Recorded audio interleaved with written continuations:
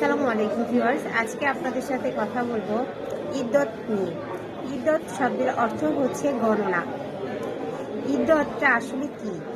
ইদ্দত মুসলিম শরিয়া আইন অনুযায়ী ইদ্দত ব্যাপারটা হচ্ছে যে স্বামীর সাথে স্ত্রীর বিচ্ছেদের পরে যে একটা সময়, সেই সময়ে একটা নির্দিষ্ট সময় পর্যন্ত স্ত্রী দ্বিতীয় বিয়ে করতে পারবে না। এই সময়টাকেই আইন অনুযায়ী, মুসলিম আইন অনুযায়ী ইদ্দতকালীন সময় বলা হয়ে থাকে।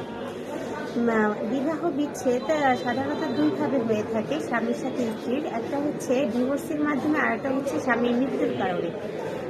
স্বামীর সাথে যদি স্ত্রীর বিবাহ বিচ্ছেদ হয়, তাহলে ডিভোর্সের মাধ্যমে বিবাহ বিচ্ছেদ হয়, তাহলে ইদ্দতকালীন সময় থাকে হচ্ছে 90 দিন। নোটিশ প্রাপ্তির পর থেকে 90 দিন হচ্ছে ইদ্দতকালীন সময়। এবং যদি মৃত্যুর কারণে স্বামীর সাথে স্ত্রীর বিবাহ বিচ্ছেদ হয়, তাহলে ইদ্দতকালীন সময় হচ্ছে 4 মাস 10 দিন। এই সময় পর্যন্ত স্ত্রী অন্য কাউকে বিয়ে করতে পারবে না, কিংবা স্বামী হিসেবে গ্রহণ করতে পারবে না। আর আরেকটা ব্যাপার হচ্ছে, যদি একজন স্ত্রী স্বামীর সাথে ডিভোর্স হওয়ার কালীন সে প্রেগনেন্ট থাকে, তাহলে তার বাচ্চা না হওয়া পর্যন্ত এবং আর যে 90 দিন থাকবে, এই 90 দিনের মধ্যে যেটা শেষে হবে সেই সময়টা ইদ্দতকালীন সময় ধরা হবে। তো ধন্যবাদ। আমার